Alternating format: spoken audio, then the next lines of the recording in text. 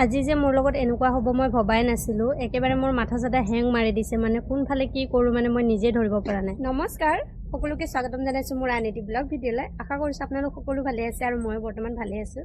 ভালে থাকিলে কি হ'ব, মনটো অকণমান বেয়া হৈ আছে আৰু মনটো বেয়া হৈ থকাৰ কাৰণ এটাই, মোৰ ইমান চুলি সৰিছে, মানে চুলি টানিলে চুলি ওলায়। আৰু এইবোৰ চাওকচোন, সৰু সৰু চুলি ইমানেই ওলাইছে, যিমান তেল সানি এনেকৈ থৈ দিলেও মানে এই এনেকৈ উঠি আহে। চাওকচোন কেনেকৈ উঠি আহিছে, ইমান বেছি বেয়া লাগে। আৰু একদম গৰমত মানে একদম কিবা নিচিনা লাগি যায়, একদম ভাল নালাগে। চুলি যিমান সৰিছে সিমানে গজিছে মানে, আৰু চুলিখিনি গজি কিনে যেতিয়া অকণমান ডাঙৰ হয় এনেকৈ হৈ যায়। আৰু মোৰ চুলিখিনি যিহেতু কেঁকুৰা, ইমান বেছি চিধা নহয়, সেইকাৰণে এইবোৰ কেনেকৈ হৈ আছে চাওকচোন, হাঁহিয়ে উঠে। আৰু এটা বস্তু আপোনালোকক দেখুৱাম। একচুৱেলি 2020 চনতে মায়ে সৰু সৰু বটল কাটি কিনে তাতে মানি প্লেণ্ট আৰু বেলেগৰ ঘৰৰ পৰা, মানে নাৰ্চাৰী আছিলে মাহঁতে য'ত আছিল তাতে, তো নাৰ্চাৰীৰ পৰা সৰু সৰু আগ কেইটামান আনি কিনে পানীতে দি থৈ দিছিলে। আৰু মোক কৈছিলে তয়ো ৰাখিবি, এইবোৰ বোলে খুব ভাল ৰাখিলে, আৰু নিজে নিজে মানে হয় পানীটো সলাই থাকিব লাগে, ভাল পানী দি থাকিব লাগে। তো মই খুব বেছি ভাল পাওঁ ঘৰটো সজাইকৈ। এতিয়া আমাৰ বাৰু পৰিস্থিতি যেনেকুৱা হৈ আছে কাৰণে মই নসজাওঁ, আৰু তেনেকৈ মায়ে কোৱাৰ কাৰণে মই আনি কিনে ইমান ধুনীয়াকৈ সজাই ৰাখিছিলোঁ। তাৰপিছত এনেকুৱা মানে হ'ল, মানে যেতিয়া আমি নতুন ঘৰটোত গ'লোঁ, মানুহজনে বনোৱা ঘৰটোত, যিহেতু আগতে এইটো ৰুমতে আছিলোঁ, ইয়াৰ পৰা যেতিয়া মানুহজনে বনোৱা ঘৰত গ'লোঁ, তেতিয়া মানে বস্তু বাহিনীবোৰ মানে অ'ত ত'ত হৈ গ'ল আৰু ঠান ঠিক নোহোৱা হৈ গ'ল।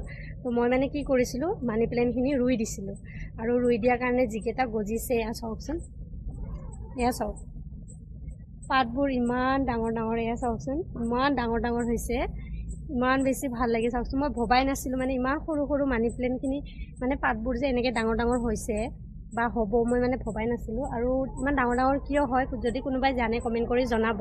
পিছে মই নাজানো আৰু মই ভবাও নাছিলোঁ, কিন্তু এতিয়া ডাঙৰ ডাঙৰ হোৱাৰ কাৰণে ইমান বেছি ভাল লাগে। আৰু মায়ে মোৰ মাটো নাই এতিয়া আমাৰ লগত, কিন্তু মায়ে দিয়া মানি প্লেণ্টখিনি থাকি গ'ল। মানে কথাখিনি কওঁতে মোৰ মানে অলপ কিবা নিচিনা লাগে, মাৰ কথা মনত পৰিলে বহুত বেছি দুখ পাওঁ, মানে বহুত বেছি বেয়া লাগে আৰু মনটো। যিয়ে নহওক, এয়া চাওক, সেইকাৰণে মানে মায়ে দিয়া বস্তু যিহেতু, সেইকাৰণে ৰাখি থৈছোঁ। আৰু কেইটামান মানে ইয়াৰ আগ আছে, সৰু সৰু হৈ মাটিতে আছে, সেইখিনি কাটি কিনে মই মায়ে যেনেকৈ মোক দিছিলে পানীত এনেকৈ থ'বৰ কাৰণে, মই তেনেকৈ ৰাখিম আৰু মই আপোনালোকক দেখুৱাম বেলেগ এটা ভিডিঅ'ত। আৰু আজি দিনটো কি কৰিলোঁ এই গেলা গৰমত, তাকে অকণমান আপোনালোকক দেখুৱাম, ভিডিঅ'টো শেষলৈকে চাই থাকিম। ৰাতিপুৱাই সকলোখিনি কাম বন কৰি কিনে ধুনুক স্কুলত থ'ব গ'লোঁ, আৰু ঘৰত আজি মিটিং আছিলে, আৰু মিটিং থকাৰ কাৰণে ৰাতিপুৱাই মানুহবিলাক আহি গৈছিলে। তাই স্কুলৰ পৰা আহি কিনে আৰু মিটিং শেষ কৰি কিনে আকৌ গ'লোঁ তাইক আনিবৰ কাৰণে। আনি কিনে আৰু অকণমান বহিলোঁ, জিৰালোঁ, মানে ইমান বেছি গৰম, মানে উৎপতীয়া গৰম, একদম থাকিব নোৱাৰা অৱস্থা।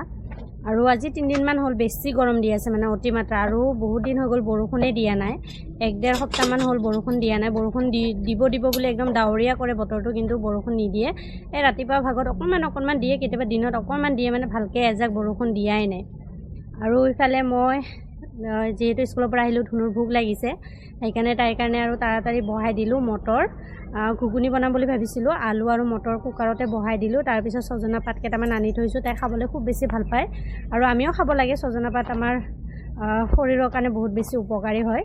আৰু এয়া চাওকচোন, এই মস্ত গছডালৰ পৰা ইমান বেছি পাত পৰে, আৰু এই জেগাখিনি পাত পৰি ইমান লেতেৰা হৈছে যে একদম লেতেৰা লাগি থাকে, মানে যিমান চাফা কৰিলেও মানে এনেকৈ হয়। সেইকাৰণে আৰু মই ঝাৰু মাৰা বাদেই দিছোঁ, কিমানো ঝাৰু মাৰি থাকিম সদায় ইমান মানে পাত পৰি থাকে, আৰু ইমান লেতেৰা, ৰ'দো নপৰে ভালকৈ।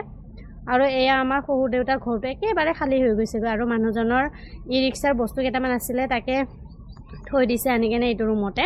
আৰু চাওকচোন, এয়া বাহিৰৰ পৰিৱেশ, ইমান বেছি ৰ'দ আৰু ইমান গৰম, একদম অৱস্থাই নাই।